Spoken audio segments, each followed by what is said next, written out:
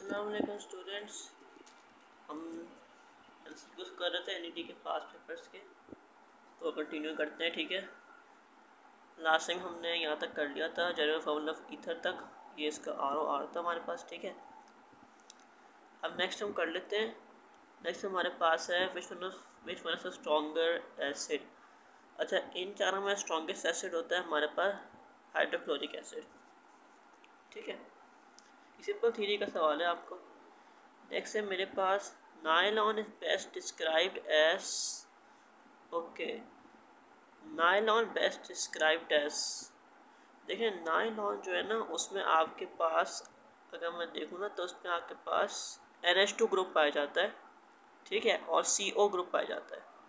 CO group और NH2 group पाया जाता है, इसलिए नायलॉन को ना आप एक पॉलीएमाइड कह सकते हैं। तो ऑप्शन बी करेक्ट होगा।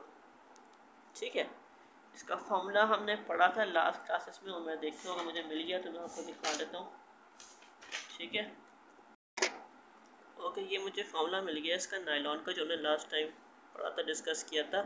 तो देखिए, इसमें आपके पास ना हेक्सामिथाइलिन डायमाइन और सिल्वर कोई क्लोराइड कंबाइन होते हैं ना, तो आपके पास इस तरह का नंबर चेन का मॉलिक्यूल बनता है। अब देखिए, इस मॉलिक्यूल में आपके पास C डबल बॉन्ड O है और फिर NH है उसके साथ। और सिमिलरली यहाँ पर जो C डबल बॉन्ड O है ना, वो इस NH यानी किसी दूसरे मॉलिक्यूल का जो NH है वो यहाँ पे लगा होगा आपके पास।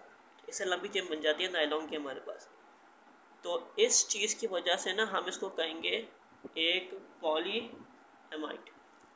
ठीक है, क्योंकि एमाइड का फंक्शनल ग्रुप होता है C डबल बॉन्ड O फिर NH2। ये होता है आपके पास amide. C double bond O फिर NH2, इसलिए ना हम इसको नायलॉन को एक पॉलीएमाइड कह सकते हैं। ठीक है, नेक्स्ट मेरे पास sucrose is made from. Okay, ये आपके पास ना एक सवाल है उसका, ये भी थ्योरी का क्वेश्चन है हमारे पास। ठीक है, तो ये भी हम डिस्कस कर लेते हैं। देखिए, सुक्रोस जो है ना, वो आपके पास बनता है ग्लूकोज और फ्रक्टोज से। ठीक है, वो रिएक्शन इस तरह का होता है कि आपके पास ना ग्लूकोज और फ्रक्टोज में से ना वाटर का मॉलिक्यूल निकल जाता है। ठीक है, ग्लूकोज में से OH निकलता है और फ्रक्टोज में से H निकलता है, वो वाटर बन जाता है।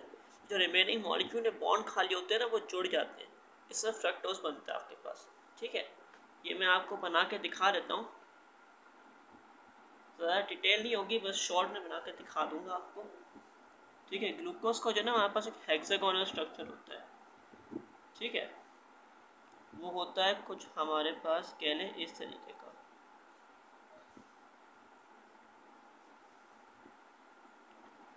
ठीक है, ये हो गया मेरे पास। कहाँ में मेरे पास वो होता है, क्या कहते हैं, कार्बन होता है इस पे, जैसे आपको पता होगा।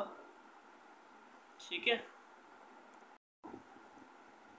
और इन कार्बन में ना मेरे पास यहाँ पर जो है ना वो फिट हुआ होता है मेरे पास कह रहे एक OH ग्रुप, यहाँ पे होता है एक H। थोड़ा बड़ा बना देता हूँ उसको। ठीक है, इतना बड़ा काफ़ी होगा। यहाँ पे मेरे पास लगा हुआ होता है एक H ग्रुप, इधर होता है मेरे पास OH, यहाँ भी OH होता है, यहाँ होता है H, यहाँ मेरे पास H होता है, यहाँ मेरे पास OH होता है। देखिए, ये ऑल्टरनेटिंग है मेरे पास। ठीक है, H जो है ना मेरे पास ऑल्टरनेटिंग है, यहाँ पे ऊपर है तो यहाँ नीचे हो जाएगा। ठीक है, फिर इस जगह पे ना मेरे पास लगा हुआ होता है एक CH2OH। CH2OH, यहाँ पर मेरे पास एक O होता है, यहाँ कार्बन जो ऑक्सीजन होता है मेरे पास। ठीक है, यहाँ पर मेरे पास एक OH होता है, नीचे मेरे पास OH होता है। ये है मेरे पास एक ग्लूकोज। ठीक है, मैं आता हूँ फ्रक्टोज। फ्रक्टोज है ना आपके पास पेंटागन शेप का होता है,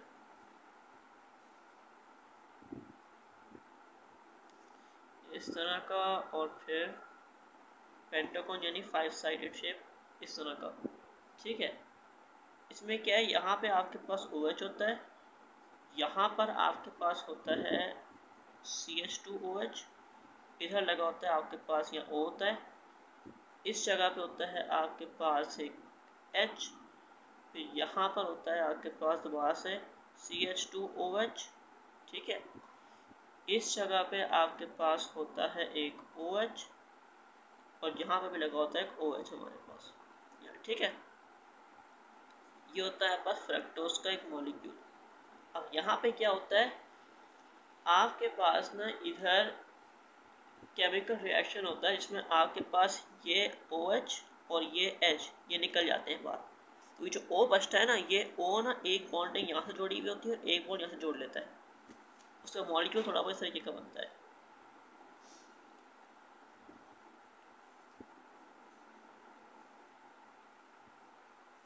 ये एक सना का होता है सुक्रोज का मॉलिक्यूल।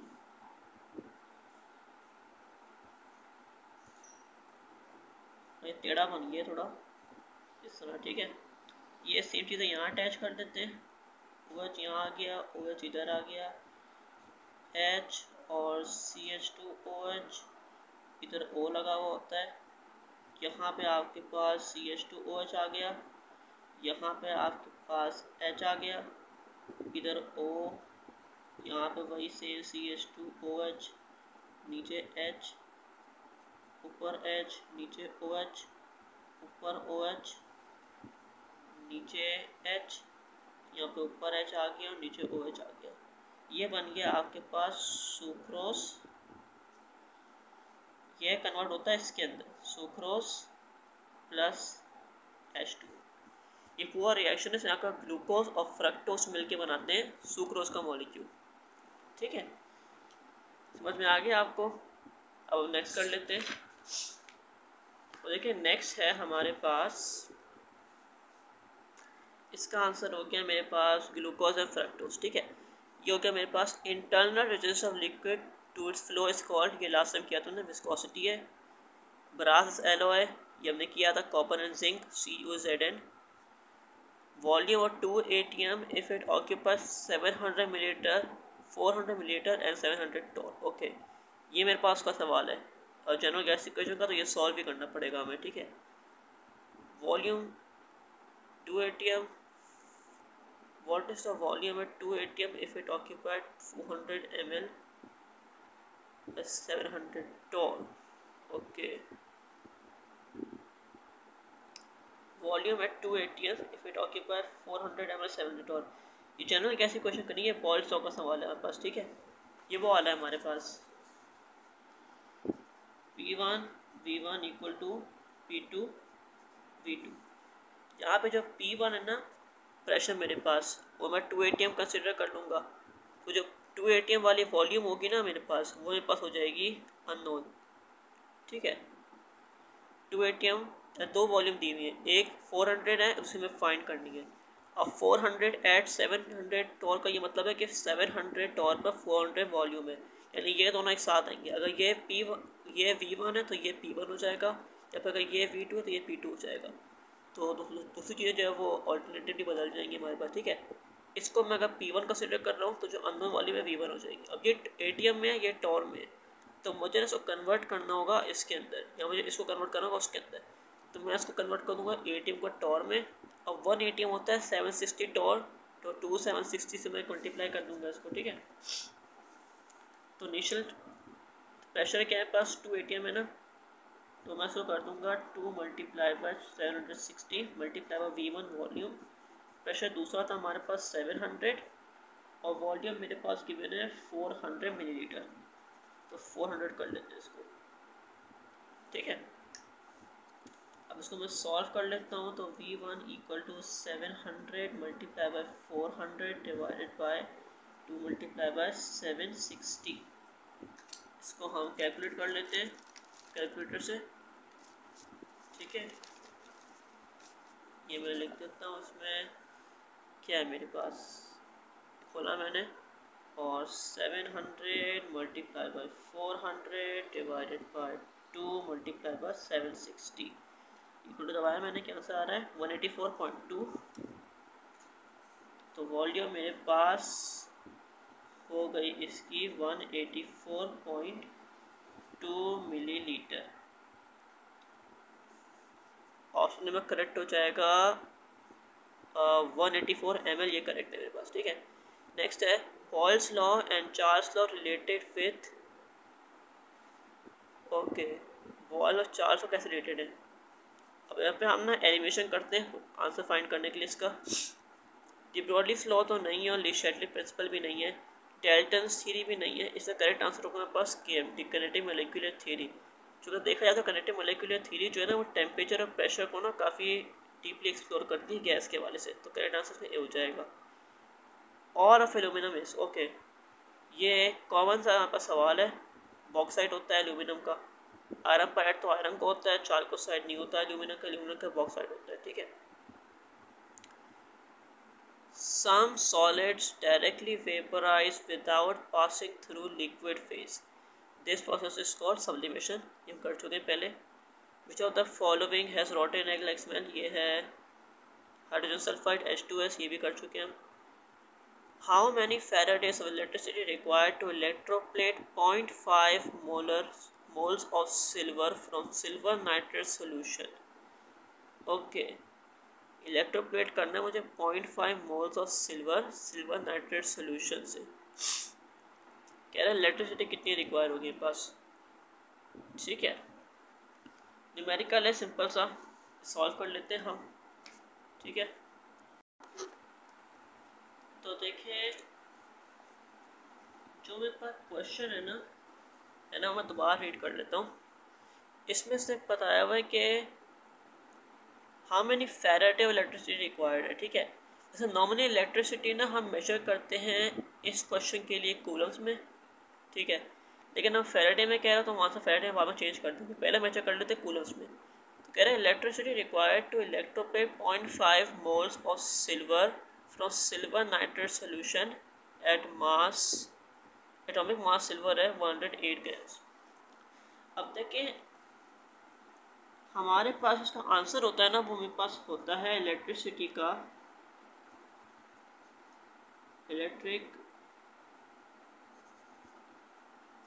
इलेक्ट्रिसिटी रिक्वायर्ड, ये मेरे पास इसमें होती है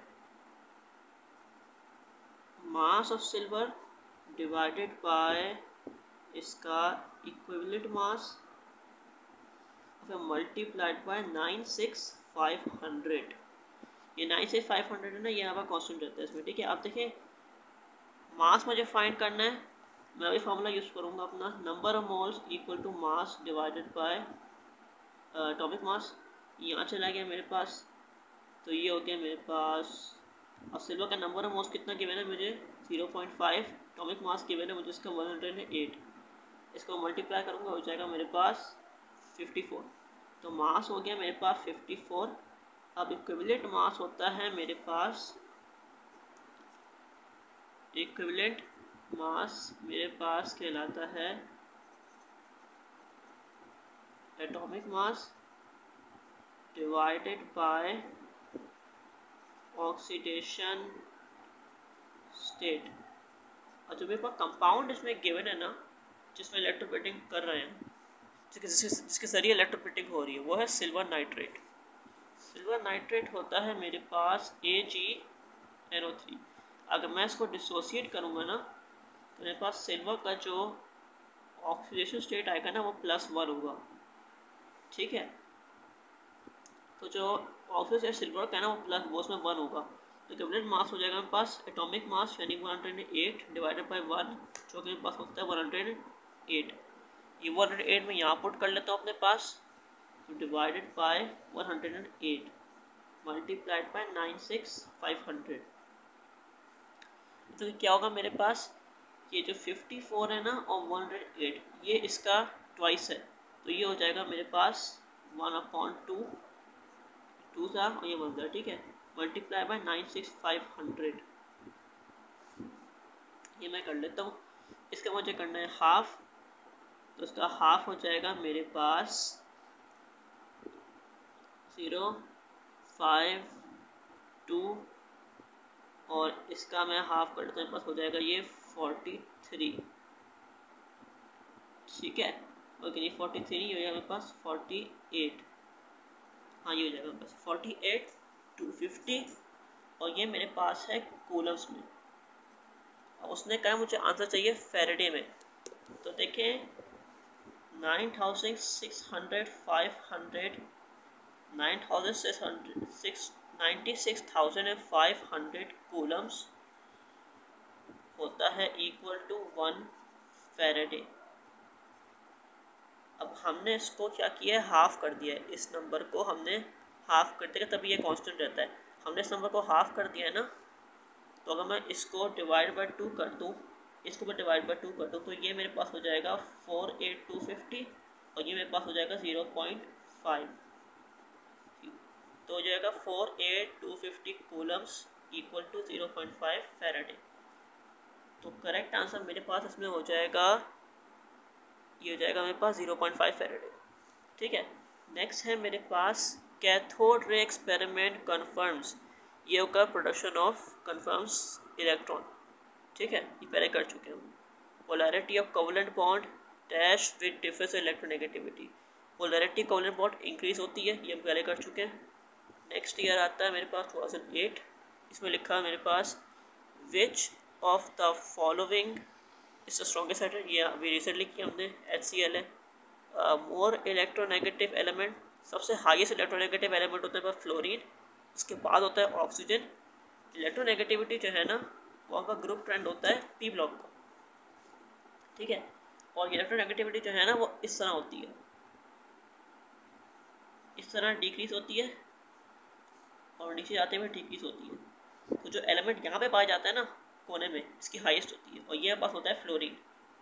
और यहाँ मैं इलेक्ट्रोनेगेटिविटी की बात करूँ तो ये हमारे पास इसमें जो नोबल गैसेस है ना, वो हमारे पास हो जाती हैं एक्सक्लूड, नोबल गैसेस काउंट नहीं करते हम। ये प्रॉपर्टी स्टार्ट होती है फ्लोरीन से, और फ्लोरीन के बाद में डिक्रीज होती है इस साइड। तो इस साइड जो नेक्स्ट एलिमेंट होता है ना, वो होता है मेरे पास ऑक्सीजन। तो जो हाईएस्ट इलेक्ट्रोनेगेटिव होती है फ्लोरीन की, सेकेंड आउट होती है ऑक्सीजन की। ठीक है, उसके बाद मेरे पास जाते रहते हैं इलेक्ट्रोनेगेटिव, नेक्स्ट होती है क्लोरीन की। ठीक है, तो यहाँ मेरे पास करेक्ट ऑप्शन हो गया मेरे पास फ्लोरीन। अब लिखा हुआ है मार्श गैस इज, ठीक है, ये मेरे पास सिंपल थ्योरी का सवाल है मार्श गैस का। तो देखिए मार्श गैस जो है ना, वो मेरे पास दूसरा नाम होता है एक बहुत ही फेमिलियर गैस को, आप तो सुनी होगी पहले, और वो है मेरे पास CH4। मीथेन का सेकंड नेम है मेरे पास मार्श गैस। ठीक है, मीथेन को कहते हैं मार्श गैस, तो ऑप्शन ए करेक्ट हो जाएगा। नेक्स्ट है मेरे पास इसमें substance which have same molecular formula but different structure is called, okay, ये नया सवाल आया मेरे पास। देखिए अगर मॉलिक्यूलर फॉर्मूला सब्सटेंस का सेम होता है ना, अगर स्ट्रक्चर डिफरेंट होता है, तो उसके लिए स्पेशल नाम इस्तेमाल करते हैं, और वो होता है मेरे पास आइसोमर्स। ठीक है, आइसोमर्स होते हैं जिनका फॉर्मूला सेम होता है लेकिन स्ट्रक्चर डिफरेंट होता है। फॉर एग्जांपल ग्लूकोज और फ्रक्टोज आइसोमर्स। ठीक है, अगर आपको यकीन नहीं है तो मैं आपको, हमने स्ट्रक्चर बनाया था ना यहाँ पर, मैं आपको इन स्ट्रक्चर में नंबर ऑफ एलिमेंट्स गिन के बता देता हूँ कि नंबर ऑफ हाइड्रोजन, ऑक्सीजन और कार्बन दोनों में सेम है। ठीक है, नंबर ऑफ कार्बन इसके गिन लेते हैं। मेरे पास पहले 5 कार्बन तो ये हो गए जो रिंग में पाए जाते हैं, यहाँ पे कार्बन, यहाँ पे ऑक्सीजन है, तो 5 कार्बन ये हो गए, ये हो गया छठा कार्बन। तो मेरे पास कार्बन हो गए यहाँ पे 6। ठीक है, C6 हो गया। ऑक्सीजन सॉरी हाइड्रोजन गिनता हूँ मैं, 1 2 3 4 5 6 7 8 9 10 11 और 12। दोबारा गिन लेते हैं, 1 2 3 4 5 6 7 8 9 10 11 12, C6 H हो गया मेरे पास 12। ऑक्सीजन गिन लेते हैं, 1 2 3 4 5 6। ठीक है, 1 2 3 4 5 6, ऑक्सीजन हो गया मेरे पास 6, C6H12O6, ये हो गया ग्लूकोज। अब गिन लेते हैं फ्रक्टोज का। फ्रक्टोज का हमारे पास कार्बन गिन लेते हैं, 1 2 3 4 कार्बन तो ये हो गए कोने वाले, फिर 5 और 6, तो C हो गया मेरे पास 6। ठीक है, हाइड्रोजन गिन लेते हैं, 1 2 3 4 5 6 7 8 9 10 10 आ रहा है मेरे पास। दोबारा गिनते हैं 1 2 3 4 5 6 7 8 9 10। 10 आ रहा है, 10 नहीं होगा, ये 12 होना चाहिए इसमें।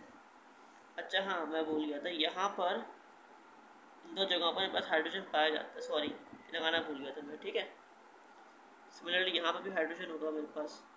ठीक है, जो इसमें कार्बन के 4 बॉन्ड होते हैं ना, एक बॉन्ड यहाँ जा रहा है, एक यहाँ जा रहा है, एक इधर एक इधर, 4 बॉन्ड होते हैं कार्बन के, तो ये कंप्लीट हो गया।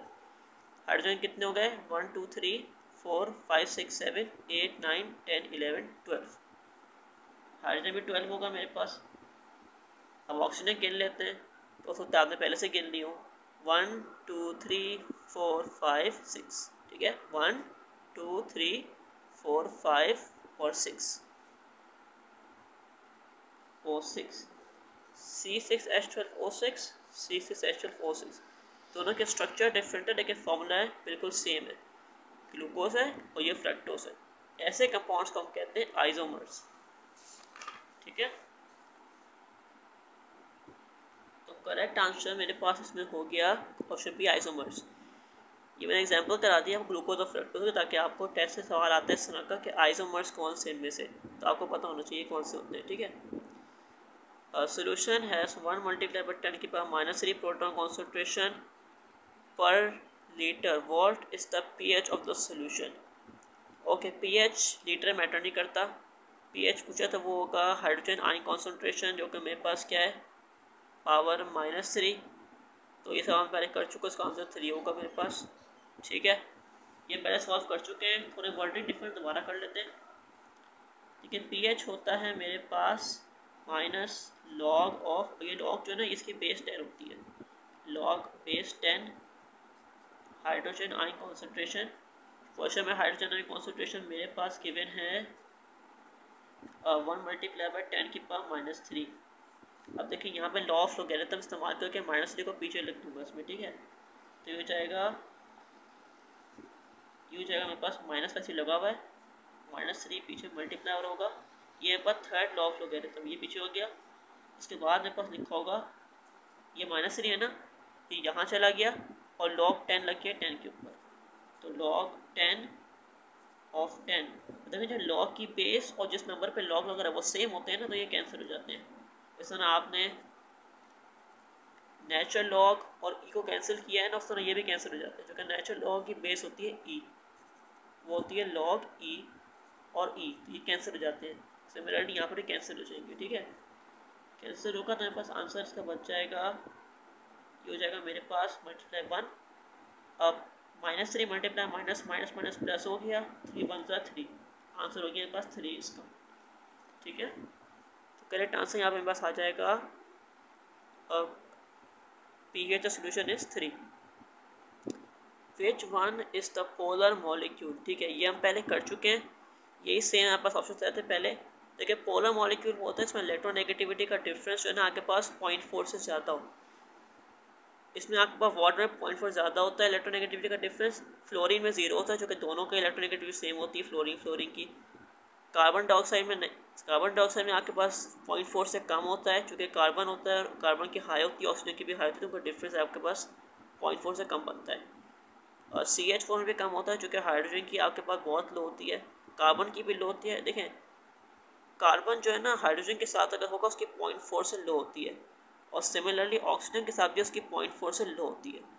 तो इन दोनों स्टेट्स में यहाँ पे कार्बन ज़्यादा है और हाइड्रोजन कम है, लेकिन डिफरेंस 0.4 से कम है।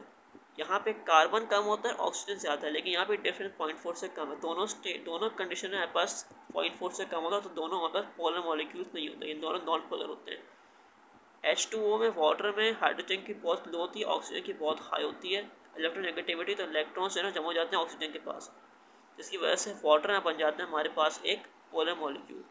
तो कुछ वन पोलर, ऑप्शन है वाटर करेक्ट है। नेक्स्ट मेरे पास general formula of aldehyde. Okay, ये हमने कर चुके हैं पहले से।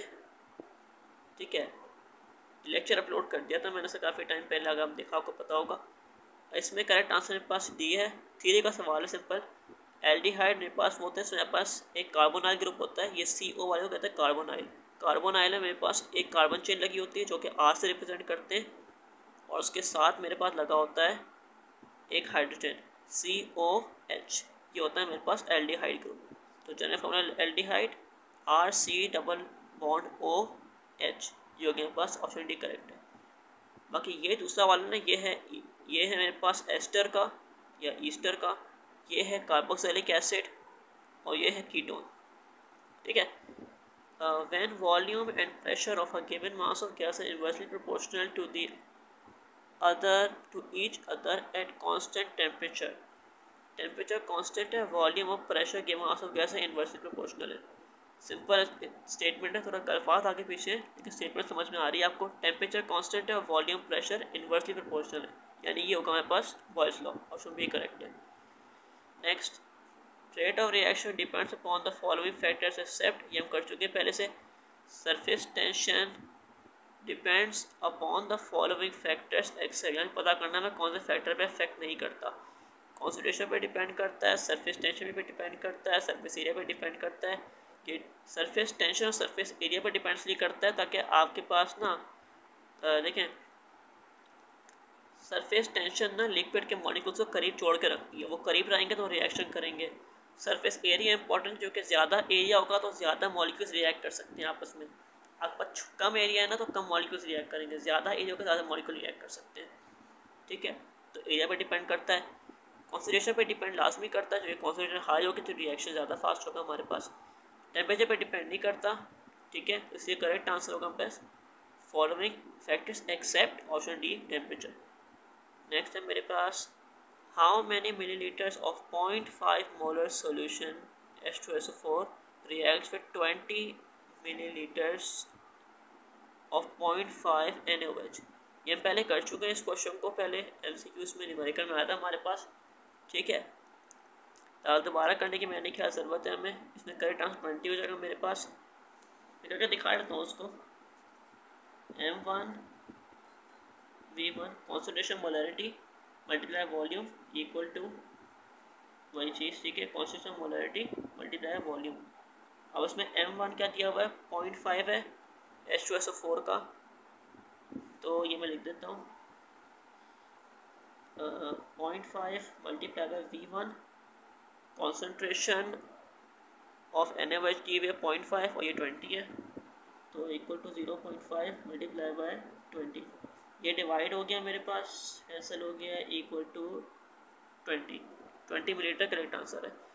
नेक्स्ट है, two gases A and B have densities 0.065 and 1.04 respectively. The ratio of rate of diffusion of the gases is okay. अब देखिए, रेट ऑफ डिफ्यूजन का जो फॉर्मूला होता है, अगर रेशियो की बात करें तो वो फॉर्मूला ये होता है मेरे पास। जो रेट ऑफ रिएक्शन है ना, उसकी मेरे पास जो मैथमेटिकल फॉर्म है वो ये होती है। ठीक है, अब इसको अगर मैं इस तरह लिख दूँ ना, equal to constant multiply by 1/√D, और मैं लिख दूँ यहाँ पर फॉर गैस ए, तो ये पास हो जाएगा RA equal to constant 1/√D of A, density of A। ये होगा मेरे पास equation number 1। Similarly for gas B, क्योंकि मेरे पास RB equal to constant multiplied by 1/√D density of gas B। Equation 2 हो गई। वो लिख दूंगा डिवाइड इक्वेशन 1/2। ठीक है, divide equation 1/2, RA divided by RB equal two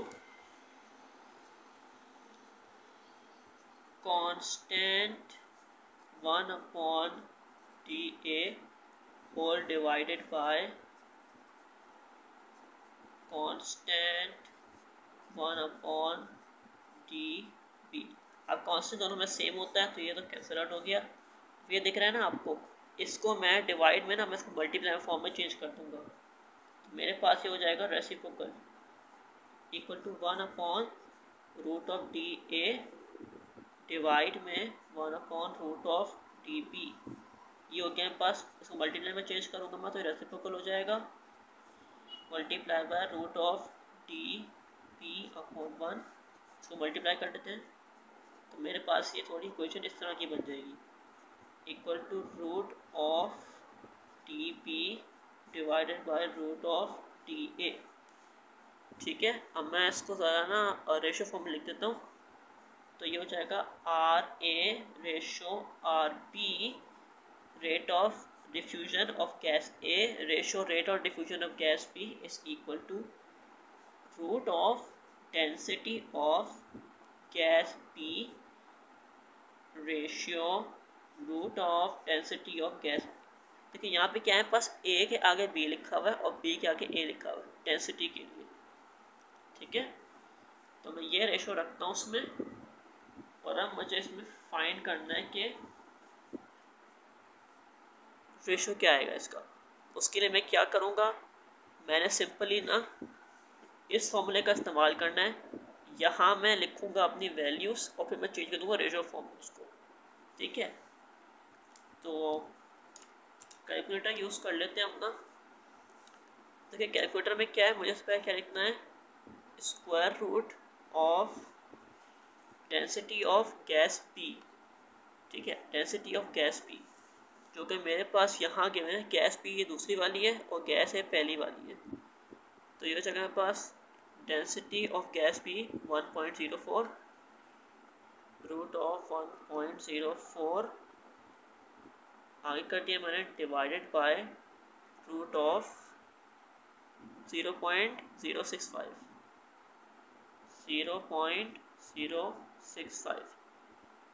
equal to 4 आ रहा है। इसका मतलब ये हो गया कि ये हो गया है मेरे पास 4/1। अब मैं रेशो में लिखूँगा तो रेशो हो जाएगा 4:1। तो करेक्ट आंसर मेरे पास हो जाएगा यहाँ पर ऑप्शन सी 4:1। ठीक है, solubility product is represented by, ये सिंपल है, सोचने की ज़रूरत नहीं है। सॉल्युबिलिटी प्रोडक्ट मतलब SP। ठीक है, ये होता है KSP से, याद रखने का सिंपल तरीका है, रिप्रेजेंटेड बाय KSP। ठीक है, वाटर गैस इज, ये हम कर चुके पहले, mixture of H2 and CO, carbon monoxide और हाइड्रोजन गैस। नेक्स्ट कर लेते हैं, product of words reaction is 2CH3I + 2Na। देखें इसमें क्या होता है, इसमें मेरे पास, मैं कोड बना के लिख देता हूँ रिएक्शन को। ठीक है, मेरे पास है 2CH3I, ये हो गया मेरे पास मीथाइल आयोडाइड, या फिर आप कह सकते हैं इसको आयोडोमीथेन। अब इस तरह ना मैं इसको खोल के लिखूँगा तो ये हो जाएगा मेरे पास C बॉन्ड H के साथ, ओके नहीं, इसको डिफरेंट स्टाइल में लिखते हैं, तो लिखते हैं इस तरीके से C A बॉन्ड H और जो कि मेरे पास I + Na। ठीक है, सिमिलरली ये 2 है मेरे पास, तो ये 2 हो गए, बॉन्ड I + Na। अब देखें ये एक बॉन्ड बनेगा और ये एक बॉन्ड बनेगा, और इन दोनों का एक बॉन्ड यहाँ से यूँ बन जाएगा, तो Na 2 बन जाएंगे, 2 सोडियम आयोडाइड प्लस ये CH3 और ये CH3 बॉन्ड CH3। तो ऑप्शन देख लेते हैं अपने, ऑप्शंस क्या है मेरे पास, इसके प्रोडक्ट क्या बनेगा मेरे पास, इसमें CH3 बॉन्ड CH3। ठीक है, ये करेक्ट है। इसमें मॉलिक्यूलर फॉर्मूला ऑफ ज़ाइलीन ये हम पढ़ चुके हैं पहले से, ये होता है मेरे पास कहाँ गया, ये होता है मेरे पास, ये है C6H5 C2H5। ये C6H5 है वो बेंजीन है, और ये H5 लिखा है जो कि बेंजीन में ना मेरे पास एक H निकल गया है, तो एक बॉन्ड खाली बचा है। उस एक जो बॉन्ड खाली बचा है उस पर C2H5 आके फिट हो जाता है, C2H5 इथाइल है, तो ये बन जाता है ज़ाइलीन। ये पहले कर चुके हैं। इसका स्ट्रक्चर मेरे पास होता है इस तरीके का।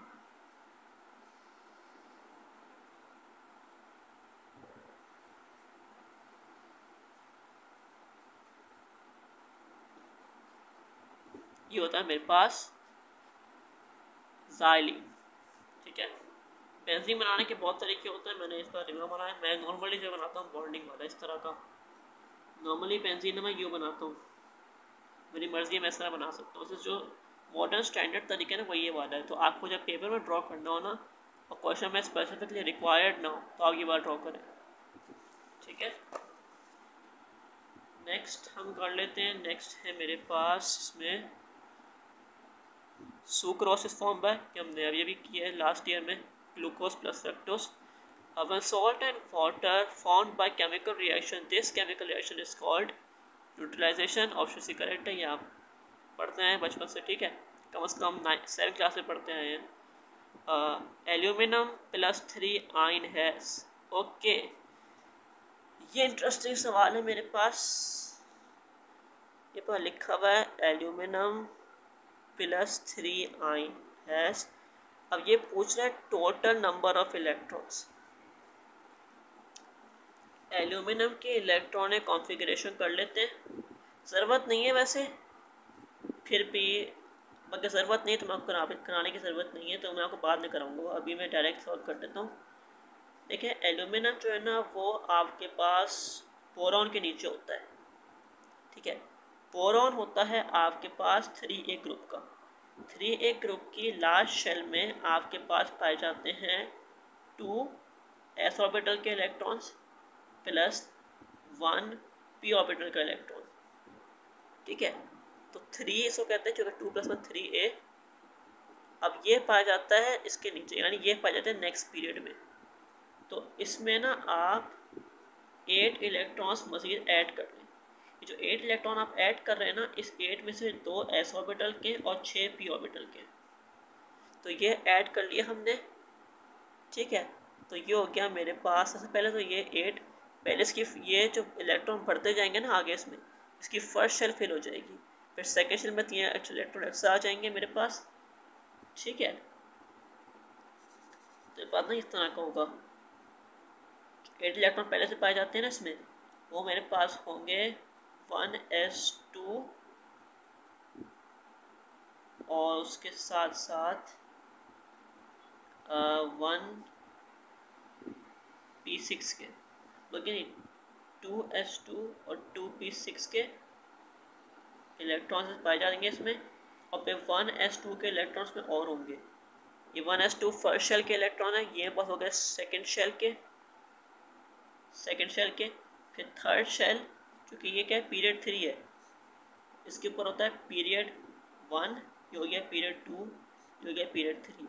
ये पीरियड 3 में है ना, तो पीरियड 3 के इसमें मैं ऐड कर लूँगा पीरियड 3 में 3s2, s के 2 इलेक्ट्रॉन और फिर p का 1 इलेक्ट्रॉन।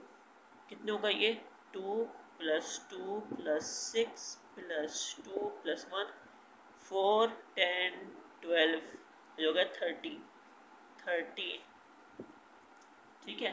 तो बेस लाइन एल्यूमिनियम के पास होते हैं 13 इलेक्ट्रॉन्स, लेकिन यहाँ पे कंडीशन थोड़ी डिफरेंट है। यानी कि +3 आयन, यानी एल्यूमिनियम ने 3 इलेक्ट्रॉन डोनेट कर दिए हैं, तो क्या करूँगा मैं 13 - 3 कर दूंगा, हो गया 10।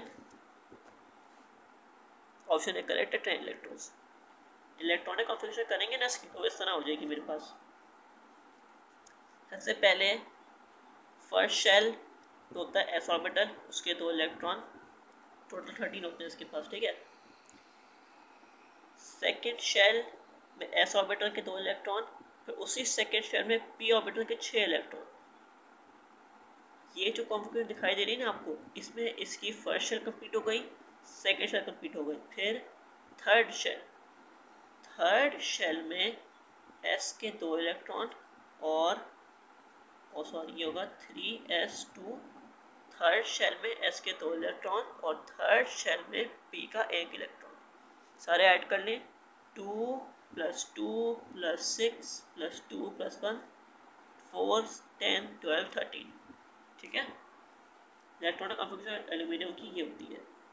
और लास्ट नंबर्स में ये पाया जाता है 3s2 और 3p1। आंसर हो गया पास 10 electrons. What is the colour of methyl orange indicator? ये मेरे ख्याल से मुझे कोई सवाल को पूछने की ज़रूरत नहीं है आपको। ये थोड़ा येलोइश कलर का होता है। ऑरेंज ये बाद में होता है, रिएक्शन के बाद इनिशियली होता है येलोइश कलर का।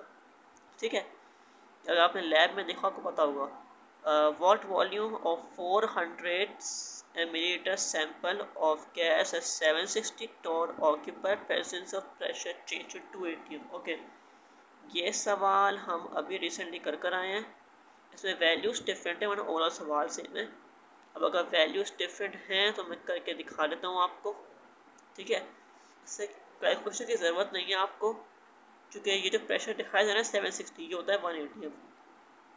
तो मेरे पास देखें प्रेशर और वॉल्यूम इन्वर्सली प्रोपोर्शनल है ना, तो 1 atm पे 400 है। अगर मैं प्रेशर को ट्वाइस कर दूँगा तो वॉल्यूम हाफ हो जाएगी, 200 मिलीलीटर हो जाएगा। ऑप्शन डी करेक्ट है। तो ऑप्शन डी और ऑप्शन ए दोनों ही करेक्ट है। पीछे टाइपिंग मिस्टेक हुई है, इस पर कोई ज़रूरत नहीं। आंसर 200 मिलीलीटर है। ठीक है, साफ करके दिखा देता हूँ आपको। ऑब्वियसली हो जाएगा भाई P1 V1 = P2 V2। P1 मेरे पास इनिशियली प्रेशर गिवन है 760 torr है, मैं इसको 1 atm लिख रहा हूँ। वॉल्यूम मेरे पास फाइंड करनी है मुझे। प्रेशर दूसरा वाला जो मेरे पास है वो 2 atm है, बल्कि नहीं, हाँ, सैंपल में 400 ml है 760 torr पे, तो ये मैंने गलत किया है। 1 atm 400 ml है और सेकंड प्रेशर मेरे पास 2 atm है और वॉल्यूम उसकी फाइंड करनी है। तो ये डिवाइड में भेज दूँगा इसको, 1 × 400 / 2 200 हो गया 1 मिलीलीटर। ठीक है, मिलीलीटर वॉल्यूम है तो मिलीलीटर में आंसर आएगा। Correct answer 200 millilitre. Option A और डी दोनों ही करेक्ट है। ठीक है, which one of the following group which one of the following food group provided maximum energy of the body per day? Energy की बात की जाए ना तो वो प्रोवाइड करता है आपके पास कार्बोहाइड्रेट, चूँकि ये प्रोवाइड करते हैं आपके पास शुगर्स, और शुगर की जो बॉन्ड टूटती है ना उसमें बहुत एनर्जी रिलीज होती है। शुगर की बॉन्ड टूटने से फैट ना कर पाया जाता है एस्टर, वो बिल्डिंग मटेरियल के तौर पे काम आता है, सेल वॉल बिल्डिंग के लिए काम आता है और दूसरे कामों के लिए। प्रोटीन आपके पास मेन बिल्डिंग ब्लॉक है आपकी बॉडी का। आपकी बॉडी में हर सेल के पार्ट्स में प्रोटीन पाया जाता है। विटामिन से वो एसेंशियल मिनरल्स होते हैं, एसेंशियल क्या कंपाउंड्स होते हैं जो कि आपकी बॉडी में फंक्शन रेगुलेट करने में काम आते हैं। तो जो एनर्जी प्रोवाइड करने का काम होता है कार्बोहाइड्रेट्स का। ठीक है, या कह रहे हैं शुगर का। करेक्ट ऑप्शन ए होगा। Which one is belongs to alkane family? जाहिर सी बात है CH4 और C2H6P है और C5H12P है। करेक्ट आंसर होगा इसमें option D all of this. Next है मेरे पास coordinate covalent bond is present in. ठीक है, कोऑर्डिनेट कोवलेंट बॉन्ड की फॉर्मेशन तब होती है जब आपके पास इलेक्ट्रॉन्स डोनेट होते हैं, लेकिन जो इलेक्ट्रॉन शेयर होते हैं, लेकिन जो शेयरिंग इलेक्ट्रॉन में एक इलेक्ट्रॉन का पेयर होता है, शेयर होता है। अगर वो शेयर्ड पेयर ऑफ इलेक्ट्रॉन्स एक ही एटम डोनेट कर रहे हो ना, तो आपके पास जो बॉन्ड बनता है वो कोऑर्डिनेट कोवलेंट होता है। अब इन सबके स्ट्रक्चर्स बना के देख लेते हैं किसमें आपके पास कोऑर्डिनेट कोवलेंट बन रहा है। आप में कुछ को आंसर पहले से पता होगा, तो जिनको पता है वो फिर ध्यान में रखें, आंसर को बना के दिखाता हूँ स्ट्रक्चरिंग के। सबसे पहले हाइड्रोजन फ्लोराइड, ये हो गया मेरे पास हाइड्रोजन और ये हो गया मेरे पास फ्लोराइड। जो शेयर्ड पेयर इलेक्ट्रॉन का देखिए एक हाइड्रोजन का एक फ्लोरीन का है, यहाँ बनेगा मेरे पास कोवलेंट बॉन्ड, लेकिन मेरे पास ना ये कोऑर्डिनेट कोवलेंट नहीं बनेगा, कोऑर्डिनेट कोवलेंट नहीं बनेगा। नेक्स्ट है H2S, ये भी देख लेते हैं।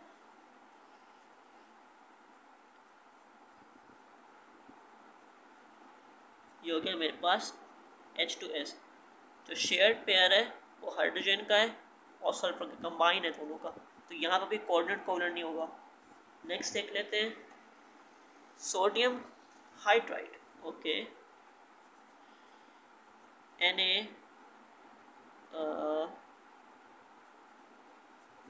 यहाँ पे जो इलेक्ट्रॉन है ना, ये पता है ये मेरे पास आयोनिक बॉन्ड बनेगा, ये प्लस चार्ज और ये बनेगा मेरे पास माइनस चार्ज, ये बनेगा आयोनिक बॉन्ड। ठीक है, आयोनिक इसलिए क्योंकि सोडियम इलेक्ट्रॉन परमानेंटली ट्रांसफर कर देता है हाइड्रोजन को, तो यहाँ तो कोवलेंट की चांस ही नहीं है, तो कोवलेंट कोवलेंट दूर की बात है। नेक्स्ट है मेरे पास NH4+। ठीक है, ये में बनेगा इस तरीके का।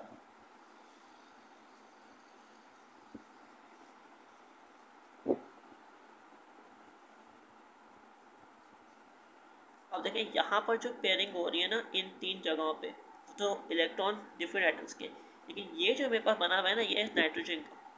ठीक है, तो ये जो पूरी चीज़ बनी है ना, लगा पॉजिटिव चार्ज इसके ऊपर NH4, ये मेरे पास पाया जाता है। ये दिख रहा है आपको ये चीज़, इसे कहते हैं कोऑर्डिनेट कोवलेंट बॉन्ड, और ये रिप्रेजेंट किया जाता है एरो से, कहते हैं एरो से। इसको बनाते हैं, इसका स्ट्रक्चर इस तरीके का होता है।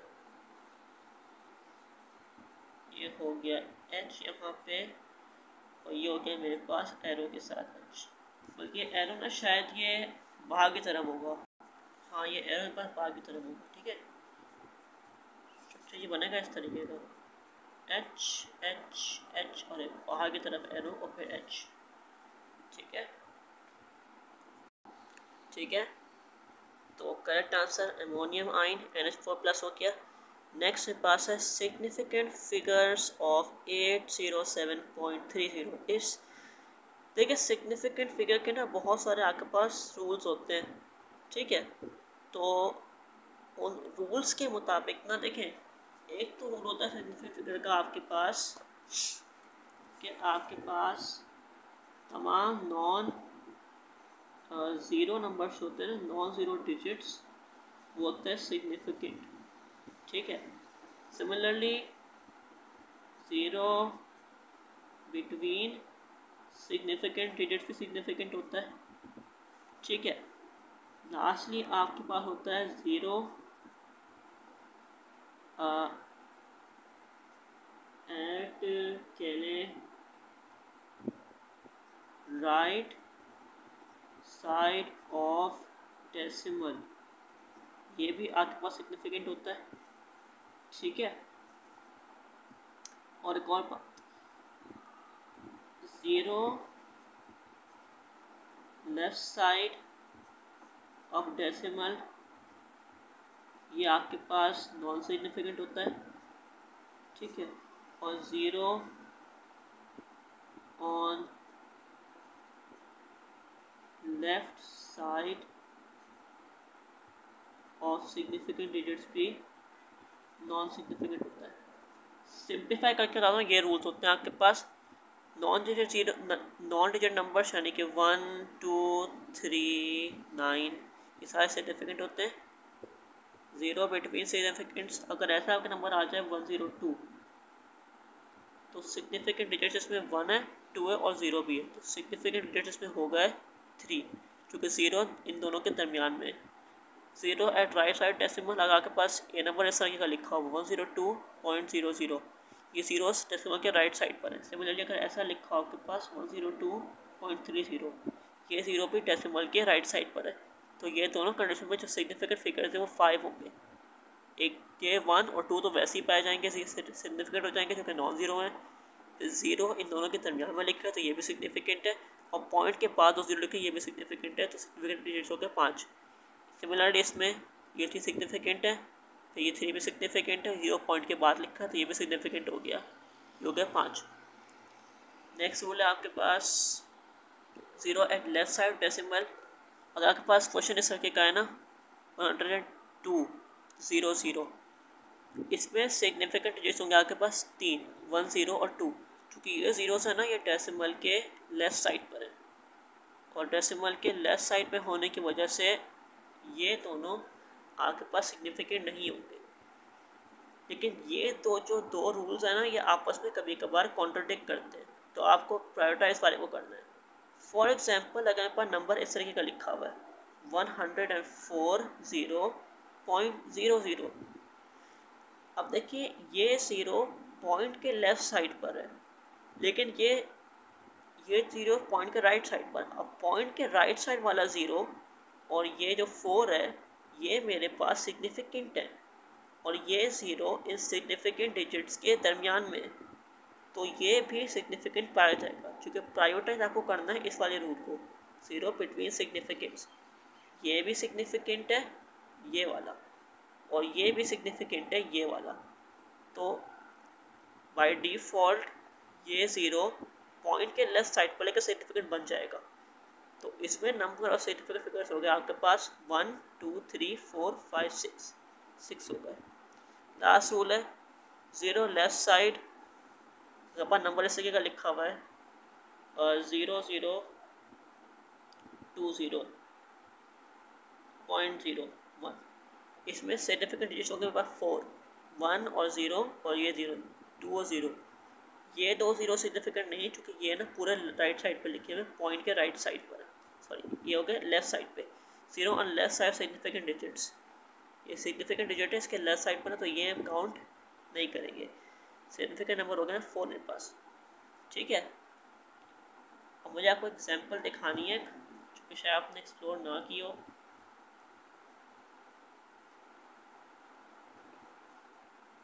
इसमें सिग्निफिकेंट कितने हैं?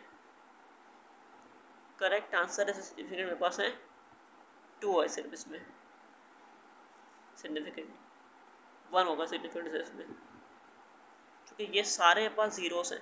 ये पॉइंट के लेफ्ट साइड पर तो हैं लेकिन सारे ज़ीरोस हैं, तो ये मेरे पास सिग्निफिकेंट नहीं होंगे, क्योंकि 2 का आंसर होगा 1 इसका, ठीक है। अब सिग्निफिकेंट डिजिट्स की बेसिक समझ में आ गई है आपको, तो मेरे ख्याल से अब ये क्वेश्चन आसान हो जाएगा आपके लिए। क्वेश्चन आपके पास गिवन है, क्वेश्चन आपके पास 807.30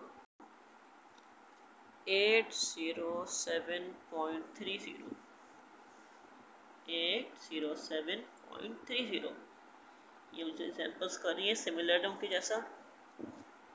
इसमें आपके पास क्या है 8 और 7 सिग्निफिकेंट है, ज़ीरो के बीच में तो वो भी सिग्निफिकेंट है, तो ये 3 नॉन ज़ीरो तो ये भी सिग्निफिकेंट है, और ये 0 पॉइंट के राइट साइड पर ये भी सिग्निफिकेंट है। तो नंबर ऑफ सिग्निफिकेंट डिजिट्स में हो गया मेरे पास 5। नेक्स्ट मैं कर लेता हूँ, मेरे पास है ऑप्शन ए करेक्ट।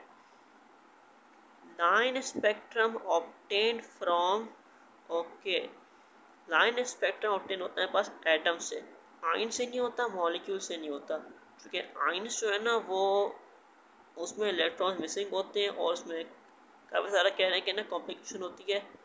मॉलिक्यूल से मेरे पास मिक्स स्ट्रक्चर मिक्स चीज़ें होती हैं। करेक्ट आंसर मेरे पास हो जाएगा एटम्स, ठीक है। तो अभी हम ऐसा करते हैं कि अभी ना हम इसको यहीं तक रखते हैं, ठीक है। तो हमने 2008 तक जो है वो सारा कर लिया है, ठीक है। तो उसके बाद से हम कंटिन्यू करेंगे अपनी नेक्स्ट क्लास में, ठीक है। यहाँ तक सारा कर लिया हमने, कंटिन्यू करेंगे फिर नेक्स्ट क्लास में, यहाँ से करेंगे 2009 अभी यहाँ तक रखते हैं, ठीक है। और कैसा करते हैं, ये एक पेज कर लेते हैं इसका, उसके बाद फिर हम कंटिन्यू करेंगे नेक्स्ट क्लास में, ठीक है। एक पेज कर लेते हैं।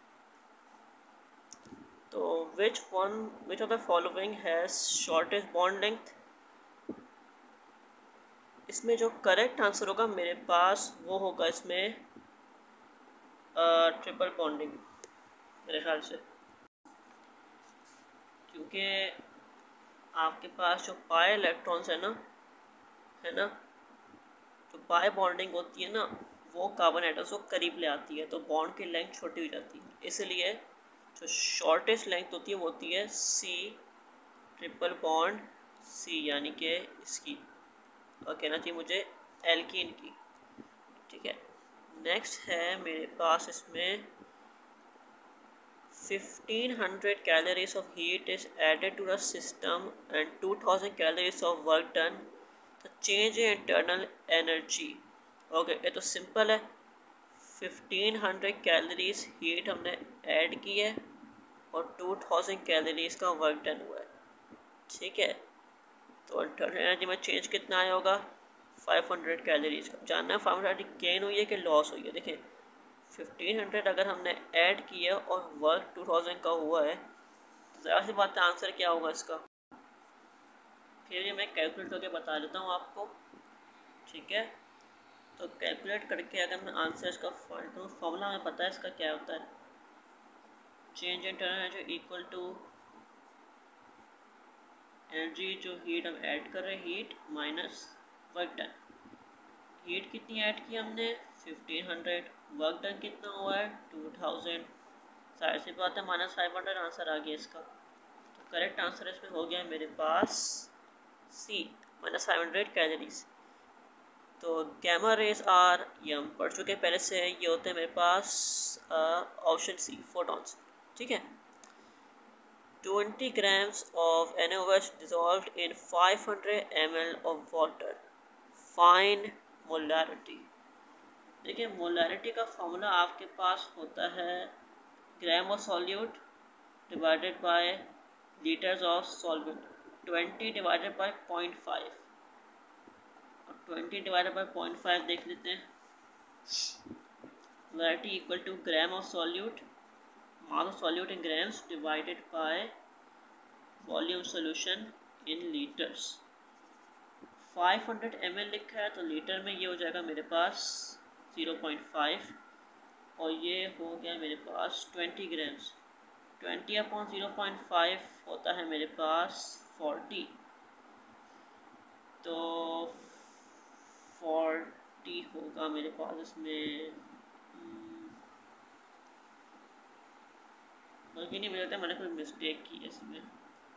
हाँ मैं मिस्टेक की है मेरे ख्याल से मैंने। ये मेरे पास नंबर ऑफ मोल्स होगा इसका, ठीक है। तो अगर मेरे पास NaOH है जो कि होता है इसका 40, तो number of moles equal to molecular mass होता है इसका 40, number of moles equal to mass divided by molecular mass जो कि हो गया 20 डिवाइडेड बाय 40 यानी कि 0.5। तो मोलैरिटी दोबारा कैलकुलेट कर लेते हैं इसकी। मास का नंबर ऑफ मोल्स इसका 0.5 डिवाइडेड बाय 0.5 1 आ गया। तो मोलैरिटी कितनी है इसकी? ऑप्शन सी करेक्ट है, 1 मोलर। नेक्स्ट है glucose and fructose are which isomers.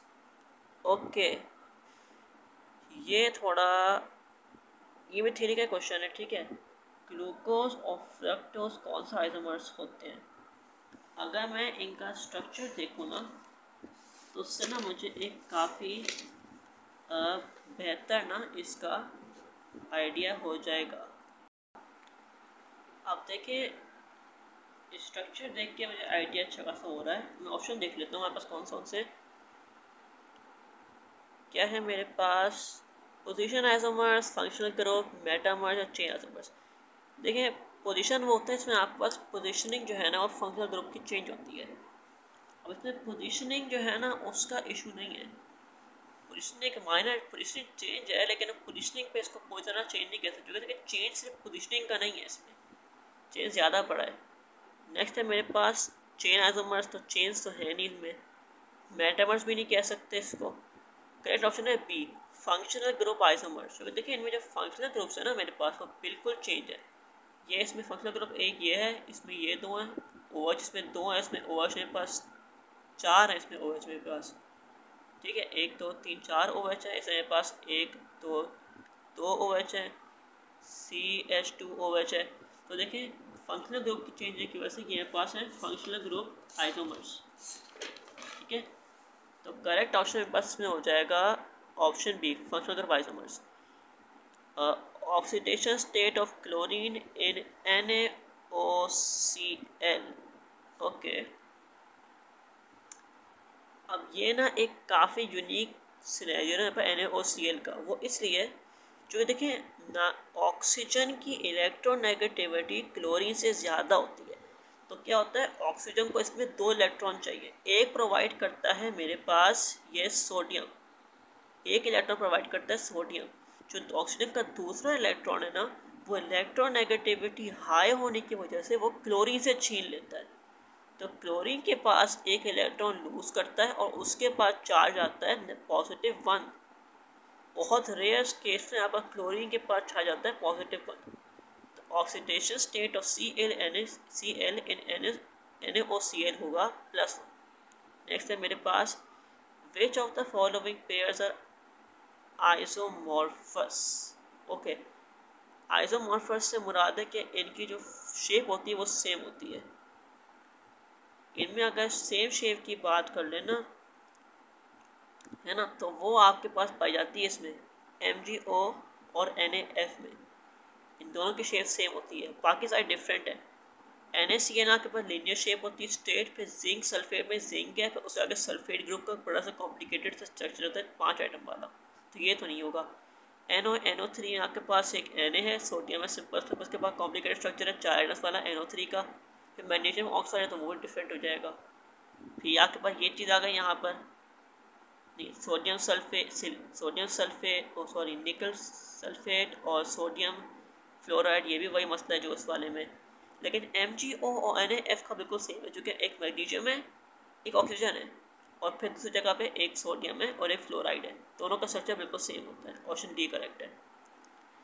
Which of the following pairs are identical electronic configurations.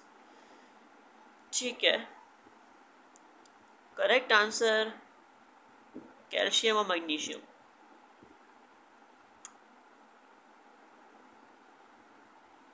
बल्कि करेक्ट आंसर इसमें मेरे पास हो जाएगा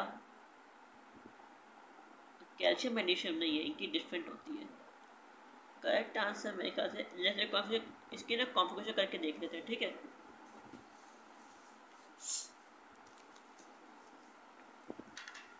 इसमें लिखा हुआ सबसे पहले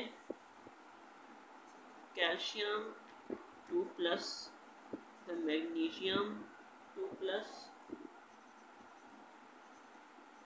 ऑक्सीजन 2-। ठीक है, और फिर मेरे पास है सोडियम प्लस और फिर फ्लोराइड माइनस। और ठीक है, ये एक पास स्ट्रक्चर है। कॉन्फ़िगरेशन कर देते हैं इसकी। तो कैल्शियम के पास मेरे पास 6 से इलेक्ट्रॉन्स होते हैं। ठीक है, ये हो गया मेरे पास 1s2 2s2 2p6, ये होता है 4th ग्रुप पीरियड का। तो ये हो गया फिर मेरे पास 3s2 3p6, कितने गिन लेते हैं, 4 + 6 10 18, और ये हो गया मेरे पास 20 2s2 4s2 20 इलेक्ट्रॉन्स हो गए कैल्शियम के।